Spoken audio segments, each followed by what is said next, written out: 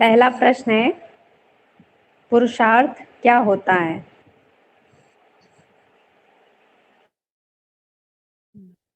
देखिए, एक होता है प्रकृति के अर्थ करना, अर्थात जो हमारा जन्म है ना, सृष्टि रूपी रंगमंच पे जो हमें जन्म मिला है, उसके डेवलपमेंट के लिए काम करते हैं हम लोग।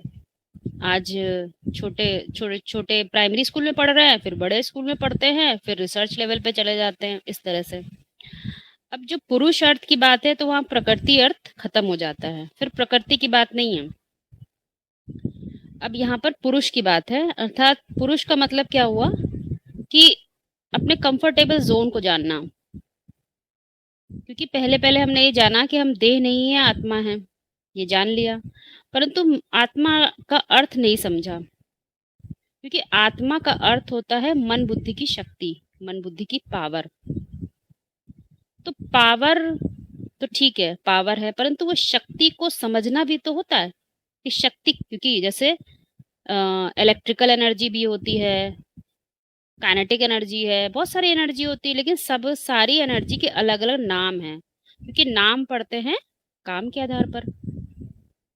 तो जो पुरुष अर्थात आत्मा रूपी मन बुद्धि है, तो उसको देखना है, यदि इस दुनिया में उसको आराम नहीं मिल रहा है तो उसको तय करना है कि मेरे लिए कंफर्टेबल जोन क्या है, मेरे लिए आराम मुझे किस में मिलता है। तो चूंकि वो आध्यात्मिक ज्ञान को पकड़ रहा है, इसका मतलब उसको देह के ज्ञान में कोई भी रुचि नहीं है। उसको क्या जानना है, आत्मा के अंदर किस तरह के नियम काम करते हैं, किस तरह के कॉन्सेप्ट हैं, ताकि मैं अपनी आत्मा की शक्ति को बढ़ा सकूं। और बढ़ाना भी कैसे है, वहां तक बढ़ाना है जहां तक आत्मा रूपी पुरुषार्थी को अर्जुन रूपी पुरुषार्थी को अपने सारे ही प्रश्नों के उत्तर मिल जाएं।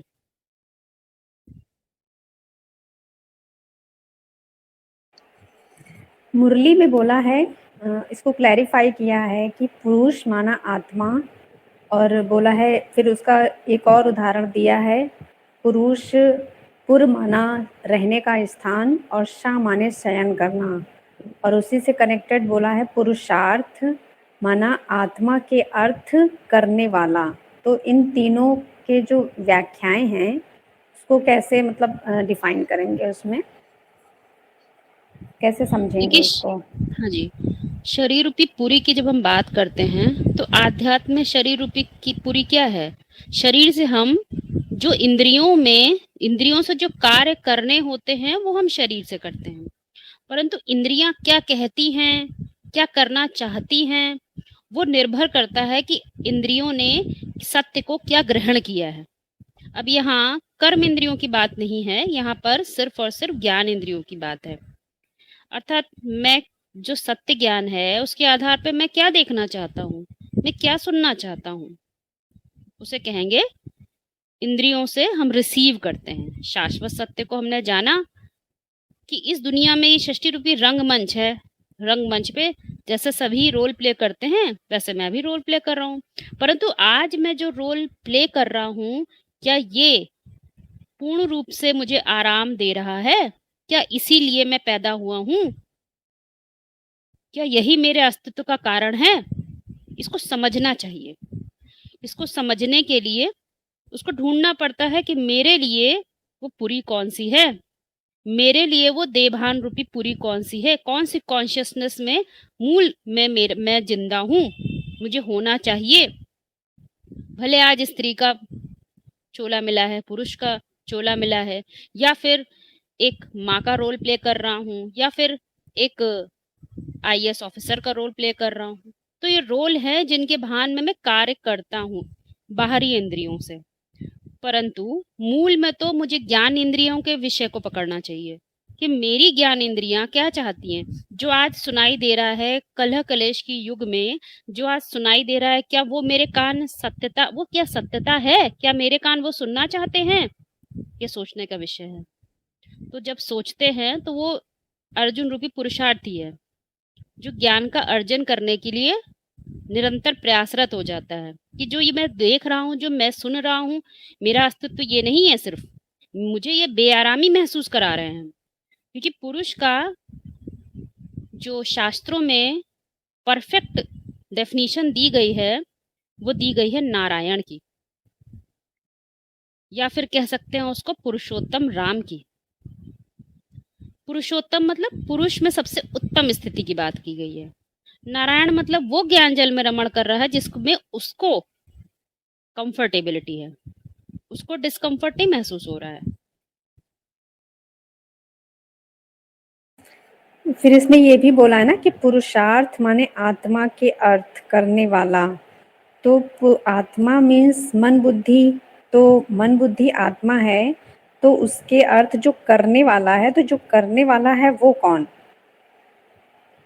देखिए, जब आत्मा के विषय को पकड़ेंगे तो सीधे सीधे गीता एपिसोड पे को पकड़ना चाहिए, क्योंकि गीता एपिसोड जो है वो दिखाया ही गया है इसलिए कि वहां पर अर्जुन भी है, अर्थात पुरुषार्थी रूपी अर्जुन भी है, और उसके सामने में उत्तर देने वाला ईश्वर भी मौजूद है।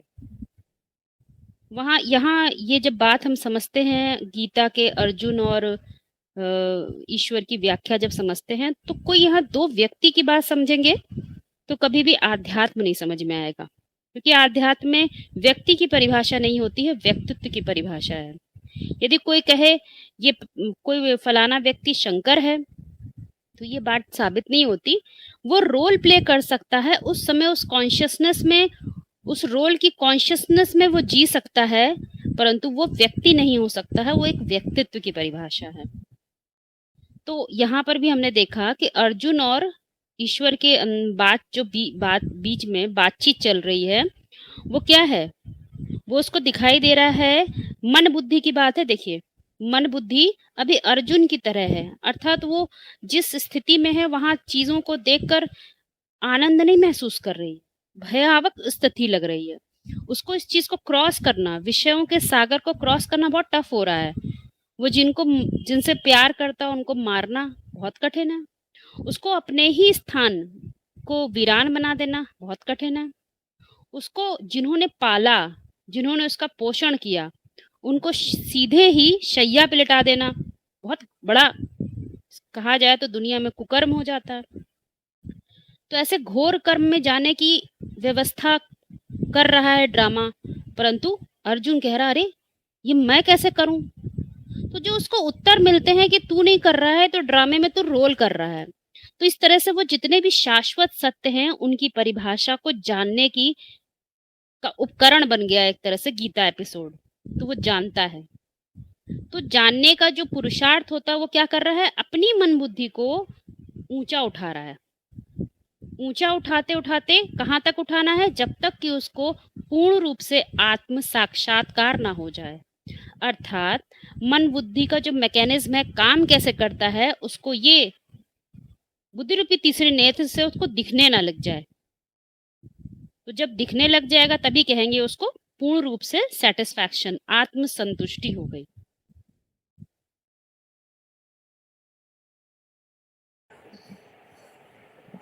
मुरली का महावाक्य है, बाप ने माया को ऑर्डर दिया हुआ है, बच्चे मेरी श्रीमत पर जो नहीं चलते हैं उनको खूब फटकाओ, खूब माया के तूफान लाओ।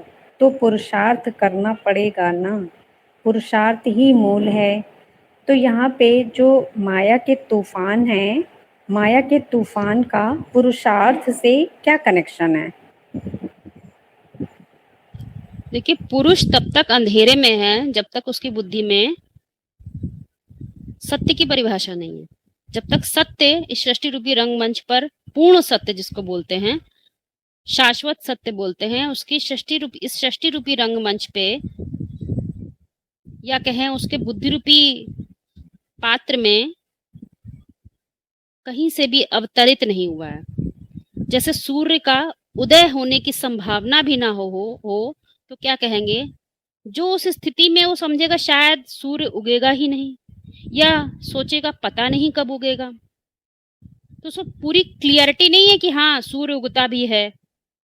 तो सूर्य उगने की संभावना हो जाए, कम से कम लालिमा आ जाए, तो ये सब जब घटनाएं घटती तो आशा होता है कि नहीं, यहाँ सूर्य उगता है, उगने वाला है। तो इस तरह की संभावना अपने बुद्धि रूपी क्षेत्र में, अपने मानसिक क्षेत्र में भी घटती है। तो जब पुरुषार्थी होता है, उसको जब जैसे ही ये मालूम चलता है कि मैं देह नहीं हूं, मैं आत्मा हूं, तो उस पर काम करना शुरू कर देता है। तो क्या है, माया का मतलब भी होता है तमस, अंधकार। बुद्धि में जो पुराने बिलीफ सिस्टम है, जो पुरानी हमारी स्थिति है, लोअर स्टेट ऑफ माइंड है, वो क्या करती है, बार बार इंटरफेयर करती है, क्योंकि वो कहती है अरे यहाँ पर कंफर्टेबिलिटी, यहीं रहो। वो उसके जो पुराने कंफर्ट जोन होता है उससे निकालने के लिए उसको निकलने नहीं देती है, और उससे निकल के अपने कंफर्टेबल जोन में, नार अयन में पहुंचने तक की जो यात्रा है, उसको ही कहते हैं पुरुषार्थ।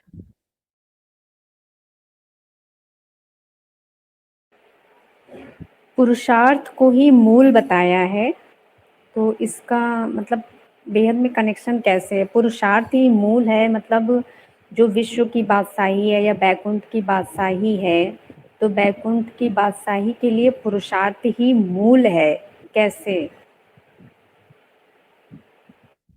देखिए, पुरुष को ही ऊंचा उठाया जा सकता है, जबकि जो प्रकृति है वो 4 अवस्थाओं से पसार होती है, क्योंकि सृष्टि रूपी रंगमंच पर जो भी घटनाएं घटती हैं वो समय, स्थान, वायुमंडल से बंधी हुई हैं।